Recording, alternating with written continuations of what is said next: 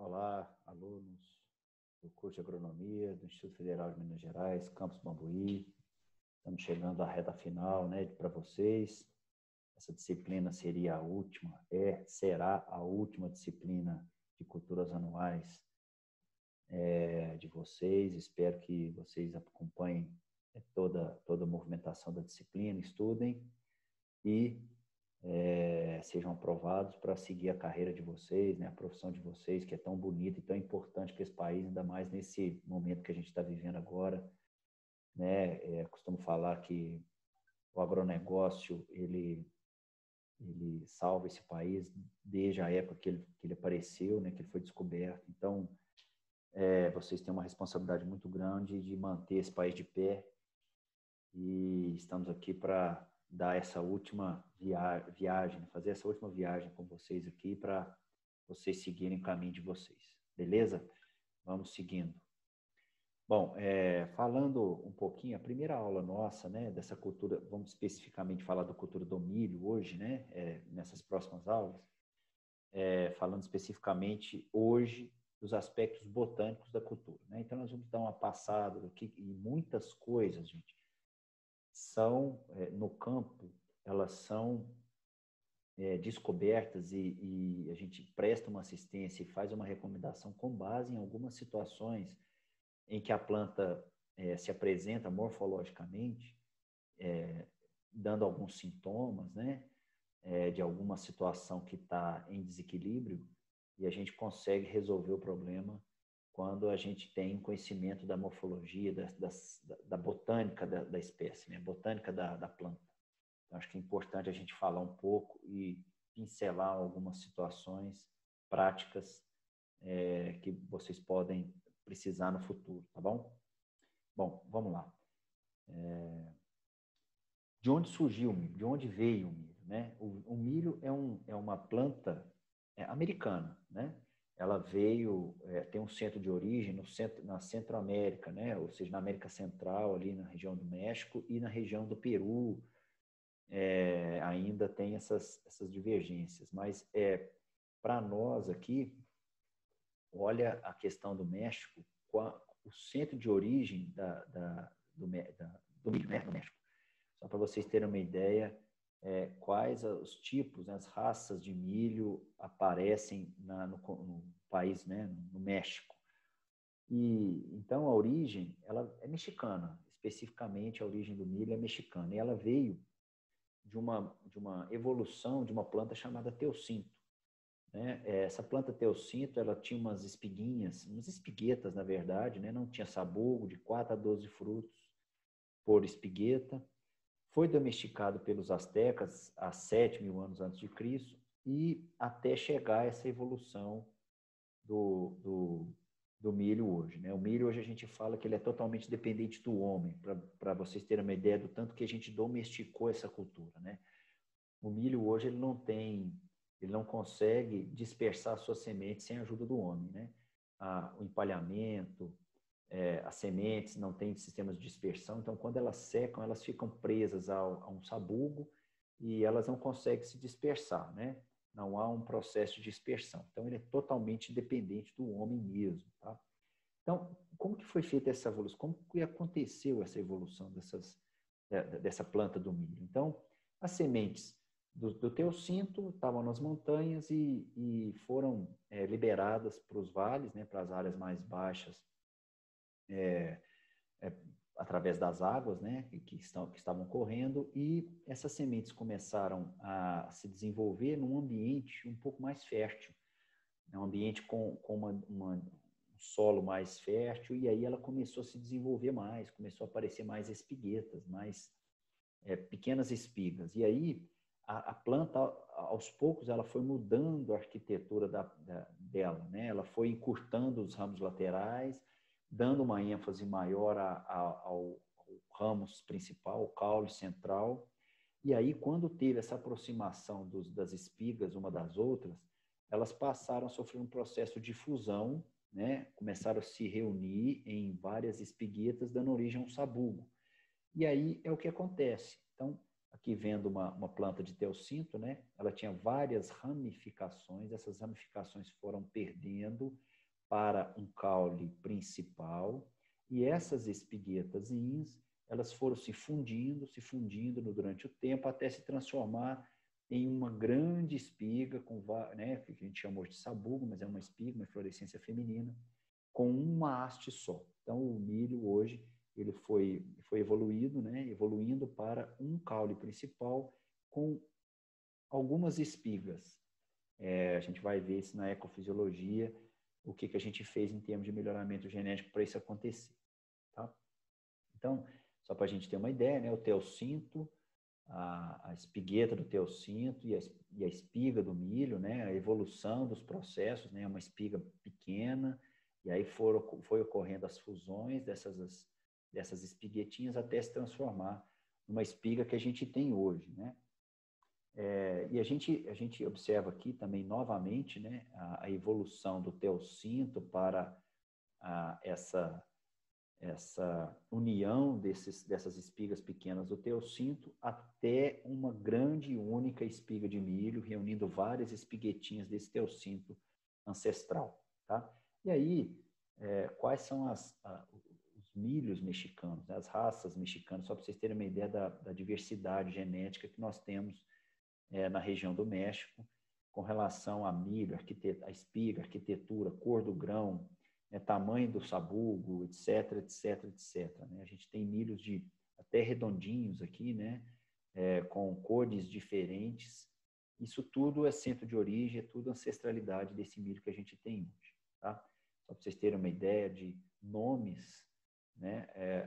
Quantos tipos, quantas raças de milho nós temos nesse centro de origem, e que é utilizado, ou por que não, né, para trabalhos visando melhoramento genético de busca de novos híbridos, novos cultivares.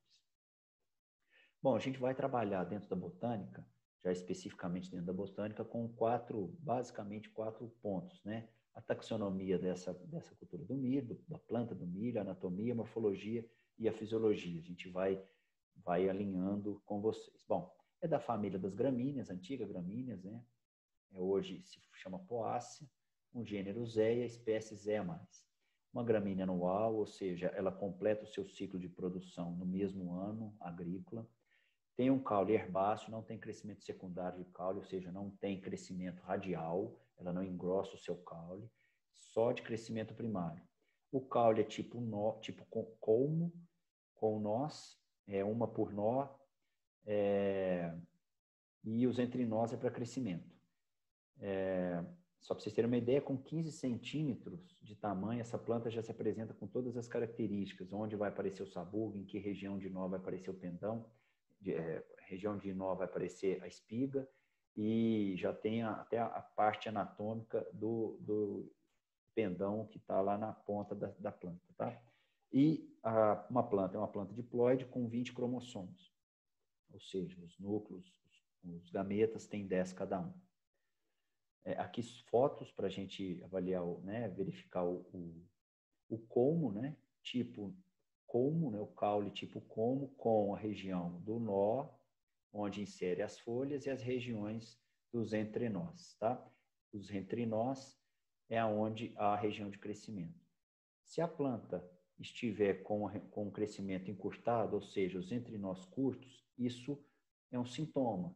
Pode acontecer, por exemplo, uma deficiência de micronutrientes, principalmente zinco. Então, a gente tem que tomar cuidado, começar a observar esse desenvolvimento dessa planta. Estamos falando de situações morfológicas, né, do tipo de colmo, tipo de caule, e se ocorrer o encurtamento desses nós, pode ter problema nutricional, pode ter problema de ataque de nematóide, pode ter problema de um ataque de um fusário, né?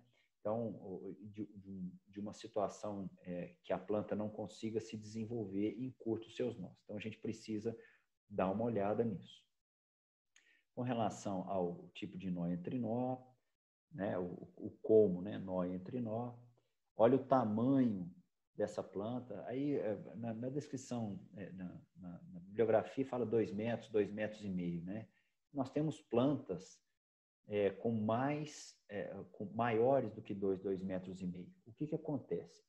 Melhoramento genético, a gente tem plantas de silagem em que uma das coisas importantes que essa planta tem que ter é tamanho, altura, para dar peso verde, né? Claro que o peso de matéria seca também é importante.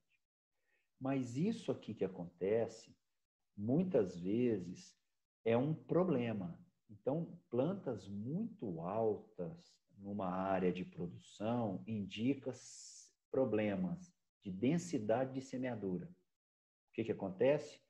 A planta foi semeada, o hectare, a área foi semeada com uma população em excesso de sementes, né? Então, você tem, por exemplo, uma população de 60 mil plantas, em média, você planta 70, 75. Você, de alguma maneira, errou nesse processo de densidade de semeadura. O que acontece? As plantas vão competir por espaço. E aí, uma das coisas que a planta faz é estiolar, ou seja, ela alonga mais as suas células, e aí a planta fica mais alta justamente para entrar em competição com as demais, visando ter absorção de luz, né? É uma competição. E isso, o que acontece? A qualidade do como reduz, a qualidade do como, a planta muito alta, qualquer vento causa o que a gente chama de tombamento. Então, a gente tem que tomar cuidado com essas alturas de plantas, né? Alturas de grãos, por exemplo, plantas para grãos, a gente não precisa ter plantas altas, né? Plantas de 2,20 m, 2,40 m, que é uma planta considerável, já nos dá toda uma situação. Quanto mais alta essa planta, maior o centro de gravidade, maior a inserção de espiga, a altura de inserção de espiga. Se ela fica muito alta, essa espiga muito pesada, ela tende a tombar em qualquer problema que tiver na área. Nós temos chuvas fortes, ventos, tem que tomar cuidado, tá? Então, plantas muito altas é sinal de atenção, de falta de atenção no processo de semeadura. Ocorreu uma população muito alta de plantas no momento de semeadura, o que causou, muitas vezes, esse estiolamento dessa planta aqui, tá? Então, são problemas que a gente consegue enxergar na morfologia da planta, na anatomia, tá? Bom, com relação às folhas, são simples, alternas, ela tem um pecíolo mais uma bainha invaginante, ela não tem não tem pecíolo, na verdade, né? Ela tem um limbo mais a bainha invaginante, ela não tem pecíolo, né? Pecíolo é aquela haste que liga a bainha à folha, né? Então, ela tem limbo e bainha invaginante. Os bordos são geralmente serrilhados, toma cuidado quando vocês entrarem na área para não machucar os olhos. Tem uma nervura central e secundárias paralelas. As raízes são fasciculadas, ou seja, não tem uma raiz pivotante, uma raiz principal. São adventícias, ou seja, elas se aparecem nos primeiros nós da planta e são consideradas as permanentes, né? Aquelas que fixam a planta no solo. E tem um tipo de raiz que a gente não falou aqui, que é a raiz seminal, que é aquela primeira raiz que aparece nas sementes no processo de germinação. Pode atingir 40 centímetros de profundidade e 50 centímetros de raio. Pode, e essa é, de maneira geral, a grande parte do sistema radicular, mas ela pode atingir profundidades maiores. Só para vocês terem uma ideia, a nervura principal da folha, o limbo foliar com as nervuras paralelas, uma nervura central e as nervuras secundárias paralelas. Aqui, só para a gente ter uma situação, não tem pecíolo, tá? Não tem mesmo. Você tem uma bainha invaginante com um colarzinho aqui e a lâmina foliar ou limbo foliar, ok? Falando de anatomia desse caule e dessa folha, né? Quando a gente pega um caule de uma monocotiledônia, no caso do milho, a gente tem um sistema de feixes dispersos, ou seja, o feixe é composto por floema, um feixezinho aqui, ó, uma carinha, parece uma carinha. O feixe é composto por floema, que seria a testa desse feixe. O xilema seria os olhos aqui dessa carinha, é bem parecido, né? E o parênquima seria esse tecido que fica preenchendo esses sistemas de feixes aqui. Isso aqui permite a planta ficar um pouco mais leve, né? Ela não ter esse peso todo, né? Quando o sistema é de feixes disperso. E tem uma outra função. O sistema de feixe disperso, ele faz com que a planta permita, né, consegue se movimentar com um vento mais forte, tá? Então, esse feixe disperso, que é composto aqui né, um tecido de revestimento de esclerênquima, né, um tecido morto lignificado, esse sistema de feixe era um sistema mais rígido. Então, ele permite com que a planta consiga suportar uma carga de vento um pouco maior. Evidentemente que ventos muito altos, né, muito rápidos, muito velozes, a velocidade do vento vai tombar a planta. Tá? E a epiderme aqui, não temos periderme, tem tecido secundário. Tá?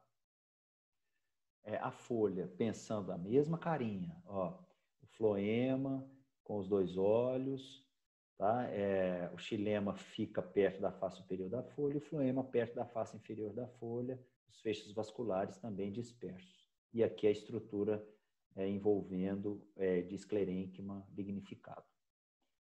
Fazendo um corte transversal da folha, a gente observa aqui os feixes vasculares e as câmaras subestomáticas. O estômago aqui, muito importante esse estômago, né? O estômago define a entrada e saída de água, essa movimentação, essa relação hídrica. Então, o estômago aberto significa que a planta está perdendo água para o ambiente. Ela perdendo água para o ambiente, as células vizinhas elas estão perdendo água, elas ficam com a concentração de soluto alta. Há um processo de transporte dessa água via xilema para essas células vizinhas desse estômago, e o processo desencadeia uma série de situações. O xilema não tem água, fica com gradiente negativo de pressão, e aí ocorre uma sucção da água lá do sistema radicular para o xilema próximo da raiz, até chegar novamente ao xilema do caule, ao xilema da folha, fazendo todo o ciclo. Tá? Então, este é um processo contínuo que acontece quando os estômagos estão abertos. Olha a importância do estômago, né? O estômago se abre, ocorre esse processo, essa relação de fluxo de água, e como a planta está absorvendo água em solução, ali tem macro e micronutrientes, mas tem também alguns elementos que podem ser tóxicos à planta, né? No caso do alumínio. A gente tem que tomar cuidado com essa situação. Como é que a gente resolve? Como é que a gente resolve a situação de estômago aberto e fazendo esse processo de cíclico, de processo de evapotranspiração? Você tem que ter capacidade hídrica do solo e uma boa condição de fertilidade. Olha, estômago já está afetando a nossa adubação e a nossa condição hídrica. Como é que eu resolvo o problema hídrico do meu solo? Ou por irrigação, e aí áreas grandes nós não temos essa área de irrigação, ou se for de sequeiro, a gente tem que ter uma condição de época de semeadura certa, correta, numa época ideal. Nós temos que ter uma condição de solo muito poroso, evitando as compactações, para que o sistema radicular possa crescer. E precisamos ter matéria orgânica e palhada e palha para que essa água possa ficar retida nesse ambiente. Ou seja, nós precisamos conservar essa água no solo. Um solo compactado, um solo pouco profundo, a água vai evaporar com muita facilidade e a planta vai sentir os processos. O que acontece quando falta água? O estômago se fecha. O estômago se fecha, paralisa todo o processo de absorção de água vindo da raiz. É porque a planta é um mecanismo de defesa. Não tem água, ela fecha seu estômago para não perder a água que ela tem. Mas se ficar muito severo, a planta vai sentir e vai começar a reduzir produtividade. Ó, a anatomia interferindo nos processos de produção. Sistema radicular, as raízes adventícias aqui, nos primeiros nós, né, da planta, esse sistema radicular ele tem uma função importante, né? Primeiro, que é a absorção de água, e segundo, dá uma condição de suporte, né? De fixação dessa planta, desse caule na área, tá? Então, são essas duas funções dessas raízes permanentes. Só para vocês terem uma ideia, quando a gente fala em 40 centímetros das raízes de milho, essas raízes podem crescer a grandes profundidades. E aí depende do quê? Depende do nosso preparo do solo. Como é que está nosso solo? A gente está trabalhando com um sistema convencional, com muita grade, muito arado, construindo pé de grade a 40 centímetros de profundidade. sistema radicular vai trabalhar com 40 centímetros de profundidade. Se a gente trabalha com subsolo, sistema de plantio direto, manejo e conservação desse solo e água e elevação de teor de matéria orgânica, nós podemos ter uma situação dessa, né? De crescimento radicular a grandes profundidades. E isso é fantástico. Aqui, se o sistema radicular cresce a grandes profundidades, aqui tem umidade. A planta não vai sentir jamais problemas de estresse hídrico. Aqui nós temos uma situação em que esse milho provavelmente não teve nenhum efeito de estresse hídrico, o que garante produtividade lá na frente. A planta precisa de água, a água está aqui no subsolo e ela consegue absorver pelo seu sistema radicular. Tá? Vamos lá. Descrevendo a planta. É uma planta monóica. O que é uma planta monóica? A planta monóica é que tem parte feminina e masculina no mesmo indivíduo, porém em locais diferentes. O pendão é masculino, que é uma inflorescência que a gente chama tipo panícula, e ela tem 50 a 60 centímetros de comprimento, cada flor com 3 estames, a proteção pela palha e lema, assim como no arroz. A cada 2 flores tem 2 espiguetas, a cada 2 flores forma-se uma espigueta, e só para vocês terem uma ideia, cada panícula em média produz 50 milhões de pólen. 50 milhões de pólen, ou seja, é mais do que suficiente para polinizar a sua própria espiga. Por que acontece problemas de polinização? O que falha? A gente vai começar a falar disso também. Algumas situações, o pendão aparece primeiro que a espiga, há uma dessincronização causada por temperatura, por exemplo. Há um processo de chuvas em excesso no processo de polinização, chuvas pesadas em excesso na época de polinização.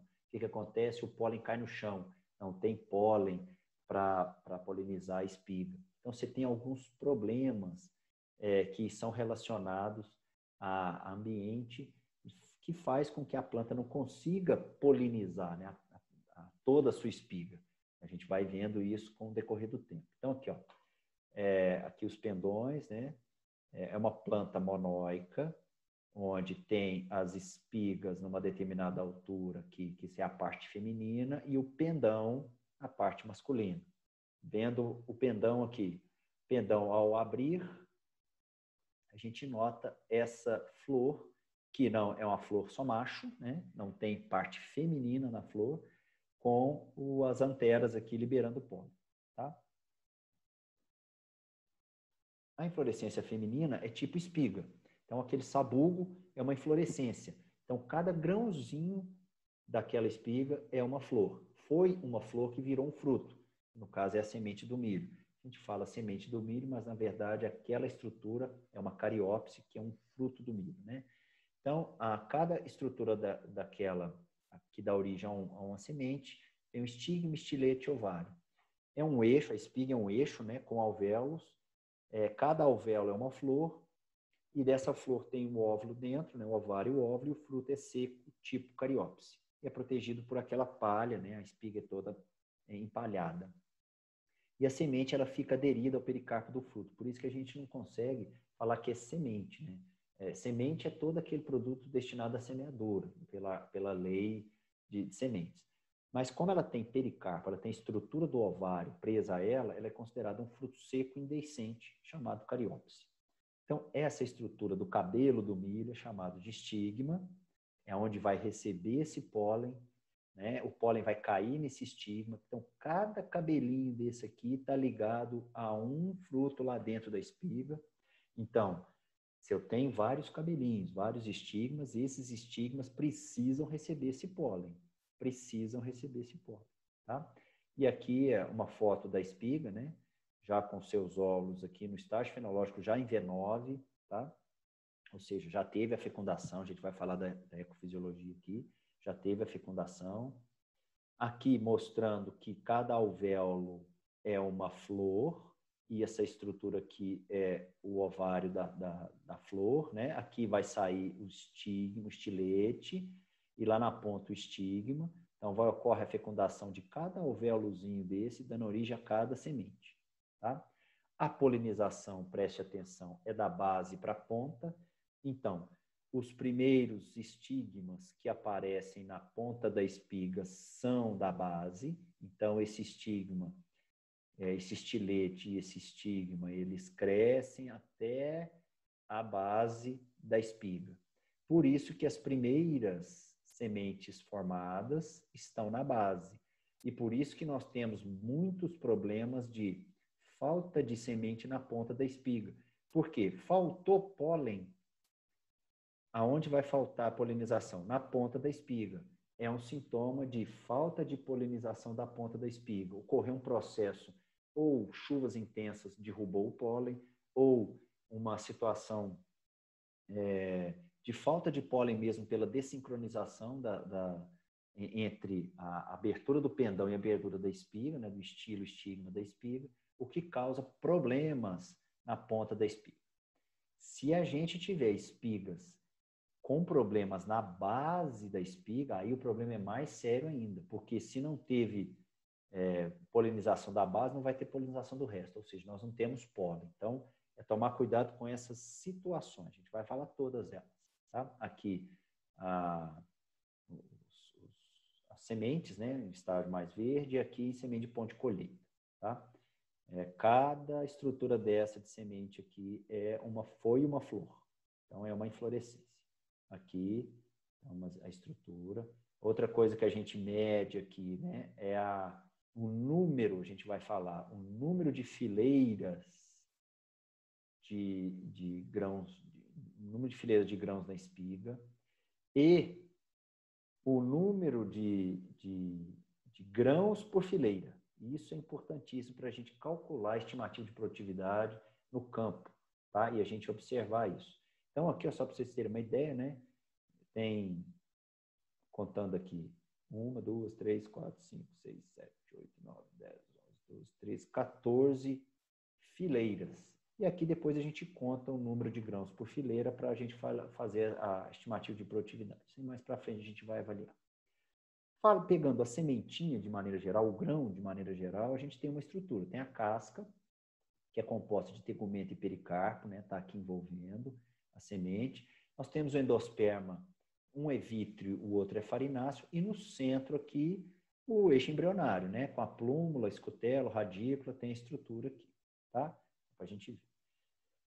Falando um pouco de fisiologia vegetal, a planta é uma planta C4. O que é uma planta C4? Uma planta C4 é aquela que tem uma fotossíntese dividida em 2 locais. Ela tem uma divisão espacial do processo fotossintético. Então, a questão dos fotossistemas, né, acontece nas células do mesófilo e a produção e o ciclo de Calvin acontece nas células da bainha do feixe. Então, isso é muito importante para a planta C4, porque quando a planta absorve CO2 no ambiente, através da abertura do fechamento do estômago, quando o estômago se abre, além de liberar água, ela absorve CO2, que é outro ponto importantíssimo. Ela armazena o carbono vindo do CO2 na forma de ácido málico ou malato. E esse carbono armazenado faz com que ocorra uma concentração maior de CO2 para o ciclo de Calvin. E essa concentração de CO2, de carbono para o ciclo de Calvin, faz com que a enzima rubisco trabalhe sempre na sua função carboxilase e não na oxigenase. Quando ocorre uma função, se ela tem muito carbono e essa rubisco trabalha sempre na função carboxilase, ocorre a produção normal de energia através do ciclo de Calvin e a planta é muito eficiente. Quando falta carbono, a função oxigenase da rubisco atua, que a gente chama de causando um ciclo, né, diferente desse ciclo de Calvin, né? É um processo de fotorrespiração.